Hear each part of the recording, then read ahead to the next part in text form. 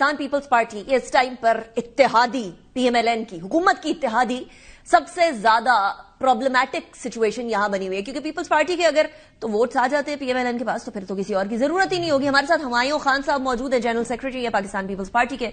Thank you very much Humayun साहब, आपने join किया। आप CEC की मीटिंग में भी थे, इस टाइम पे भी अभी आप ड्राइव ही कर रहे हैं, वहां से फारिग होकर निकले ही हैं। मुझे बताते हैं कि क्यों सिर्फ 3 नुकात के ऊपर इत्तफाक राय होगा या हो सकता है की बात हुई, बाकी सारे पॉइंट्स पे क्या हुकूमत मना नहीं सकी, क्या इब्हाम है, क्या डिस्कशन हुई इन द CEC, क्या इश्यूज थे, क्या जो ऑब्जेक्टिव्स थे और ऑब्जेक्शंस थे वो थे?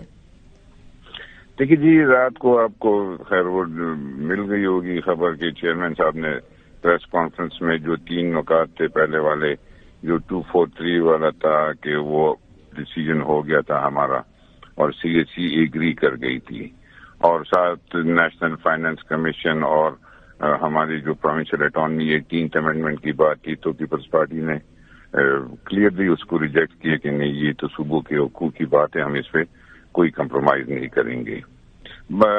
आज बात हुई उसकी ये ट्रांसफर ऑफ जजेस की, तो जो प्रपोजल था तो उसमें पाकिस्तान पीपल्स पार्टी का ये एक रोल था कि इसमें जो प्रेसिडेंट सबका रोल है वो तो इंटैक्ट रहेगा, लेकिन ये जो है जो जज ट्रांसफर होगा तो उसकी कंसेंट, और जिस हाई कोर्ट से ट्रांसफर होगा या जिस कोर्ट से और जिस कोर्ट में जाना होगा तो उनकी चीफ जस्टिस का मौके भी जानना जरूरी होगा। तो ये आज इस पे डिसाइड हो गया हमारा। लेकिन हमारे जस्ट टू बी क्लियर, अगर जज से कंसेंट मांगी जाती है और फिर चलिए हाई कोर्ट के चीफ जस्टिस से तो समझ आई कि चलिए वो इदारे के सरबराह हैं तो उनसे परमिशन मांगी जाए, लेकिन किसी सरकारी जो ऑफिसर होता है उससे तो परमिशन नहीं मांगी जाती कि आपने इधर जाना है या उधर जाना है, उसकी पोस्टिंग आ जाती है, बस पोस्टिंग के बाद फिर वो ट्रांसफर हो जाता है। तो ये जजेस से कंसेंट मांगने के पीछे क्या मंतक है इसका? देखिए, पाकिस्तान पीपल्स पार्टी हमेशा इंडिपेंडेंस ऑफ जुडिशरी की बात कर रही है। अगर किसी जज को उसके कंसेंट के बगैर ट्रांसफर किया जाता है तो ये मेरे ख्याल में जज को अंडर प्रेशर लाने के मुतरादिफ होगा। हम ये समझते हैं कि जुडिशियल कमीशन जो फोरम है उसमें जो जिस कोर्ट से ट्रांसफर होगा तो उसका चीफ जस्टिस भी बैठा होगा, और जिस कोर्ट में जाना होगा तो नेचुरली उनकी कंसेंट तो आ गई जुडिशियल कमीशन में।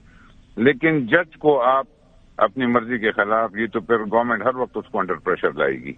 तो हम कहते हैं कि नहीं, ये इंडिपेंडेंस, जुडिशरी की इंडिपेंडेंस बरकरार रहे। मैं एक और पॉइंट की तरफ भी जाना चाह रही हूँ, क्योंकि इस टाइम पर थोड़ी देर पहले राना सनाउल्लाह साहब प्रोग्राम में यही बात कर रहे थे कि NFC के मामले को या 18वीं तरमीम को किसी भी तरीके से अंडरमाइन नहीं करेंगे, रोल बैक नहीं करेंगे, रिवर्स गियर नहीं लगेगा, बल्कि और भी बहुत सारी उन्होंने लफ्ज इस्तेमाल किया, जुगाड़ है, तरीकाकार है इस मामले को आगे लेकर जाने के लिए, जो स्पेशली फेडरल गवर्नमेंट के पास कुछ रह नहीं जाता।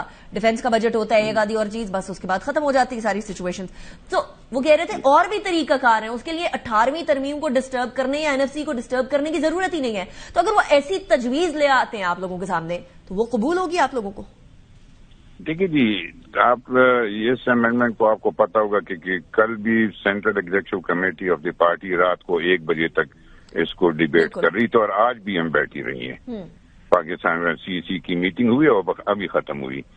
देखिए, थॉरली हमारी पार्टी का एक तरीकाकार होता है कि तमाम मेंबर्स की राय भी आ जाती है, हमारी जो लीगल टीम है वो भी उसको वो कर लेते हैं, पूरी डिलिब्रेशन होती है, और जब कंसेंसस बनती है तो उन चीज को फिर हम अप्रूव कर लेते हैं। जहां पे डिफरेंस ऑफ ओपिनियन और जब तक कंसेंसस नहीं बनता है तो उस चीज को हम फिर नहीं छेड़ते।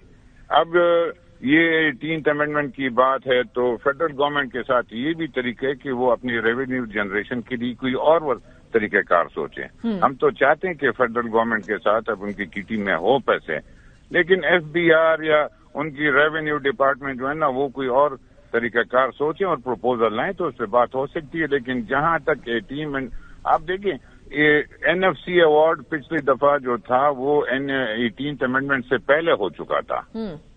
सो इन अदर वर्ड्स आप कह रहे हैं कि NFC और 18th अमेंडमेंट को छोड़ के अगर कोई और तरीकाकार फेडरल गवर्नमेंट निकालती है to increase the revenue of the federal government तो वो आपको कबूल हो सकता है, subject to discussion in CEC। Sir देखें, कबूल नहीं, बात हर चीज पे हो सकती है जो इस मुल्क की بہتری کے لیے، جو اس ملک کے عوام کی بہتری کے لیے، اس کو ہمیشہ ہم ہر چیز پہ بات ہو سکتی جو اس ملک کے اور ملک کے عوام کے مفاد میں اور صوبوں کے فیڈریٹنگ یونین کوئی سی سی کی میٹنگ سی سی کے ڈیسیجن کے اوپر منحصر ہوگا کہ وہ مانتے ہیں نہیں مانتے. اچھا سو ان ادر ورڈز کوئی اور طریقہ کار لے کر آئے. اچھا واقعی میں کوئی اور طریقہ کار لے بھی آتے ہیں لیکن وہ طریقہ کار کی کوئی لکھت پڑھت ہوتی ہے. آپ لوگوں کے پاس کوئی مسودہ آیا ابھی تک 27ویں آئینی ترمیم کا؟ کوئی شیئر کیا گیا ہے کوئی ڈرافٹ؟ دیکھیے ابھی تک تو جب پرائم منسٹر صاحب اور ان کی ٹیم گئے پریزیڈنٹ صاحب اور چیئرمین صاحب کے ساتھ جو بات چیت چلی اور ان کو بتایا تھا کہ ہم 27th امینڈمنٹ لا رہے ہیں اور اس میں یہ پروپوزلز ہیں. پروپوزل چیئرمین صاحب نے سینٹرل ایگزیکٹو کمیٹی کے سامنے رکھی اور ایک پروپوزل پہ بات ہوئی. اس لیے آپ دیکھیے اتنا لمبا ٹائم، لمبی سی میٹنگ کرنا، ہر چیز پہ تھورلی ڈسکشن ہوتی ہے. سو پروپوزلز آئے ہیں، ڈرافٹ کوئی نہیں آیا، مسودہ نہیں ہے. دیکھیے وہ اور ہماری ٹیم نیچرلی فیڈرل گورنمنٹ کے ساتھ انٹریکٹ بھی کر رہی ہے چیزوں پہ. اس پہ ڈائیلاگس تو ہوتے رہتے ہیں. جو چیز اگر ہمیں کوئی کنونس کر دیں تو ہم تو اتنا نہیں کہ ملک کے انٹرسٹ میں اس بات کی کنفرمیشن یا اس بات کی ریفیوزل کا ویٹ کر رہی ہوں. مسودہ آیا یا نہیں آیا؟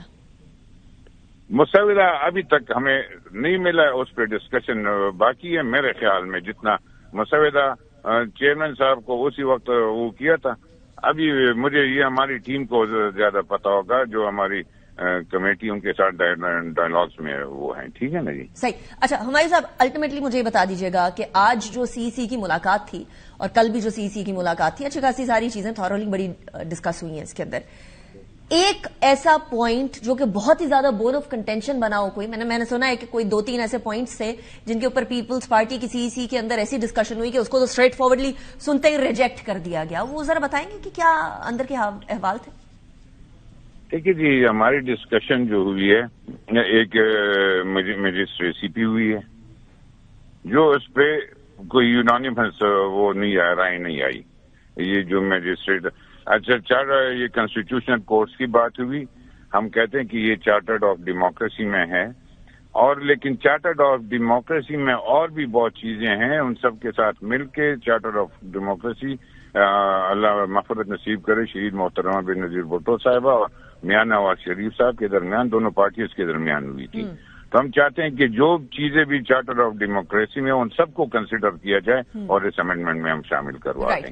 لیکن میں جن نکات کی بات کر رہی تھی ان نکات کے اندر سے ایک نکتہ وہ بھی تھا جس کی فیور میں ایم کیو ایم تھی لیکن آپ لوگ پہلے بھی نہیں تھے. آرٹیکل 140A اور میرے پروگرام میں یا اسٹوڈیو میں بیٹھ کے ڈاکٹر فاروق ستار صاحب نے کہا تھا کہ فیڈرل گورنمنٹ نے یہ وعدہ کیا ہم سے کہ نیکسٹ جو ترمیم آئے گی 27ویں اس کے اندر آرٹیکل 140A کی ترامیم کی جائیں گی. اب پنجاب بھی اسی چیز کو ایڈوکیٹ کر رہا ہے کہ بلدیاتی انتخابات کے حوالے سے دیر شوڈ بی اے ترمیم. پاکستان پیپلز پارٹی کیوں نہیں چاہتی کہ بلدیاتی نظام کے حوالے سے کوئی ترامیم کر دی جائے، ان کو کانسٹیٹیوشنل کور دے دیا جائے؟ دیکھیے جی آپ ہمارا سندھ کا لوکل سسٹم دیکھ لیں.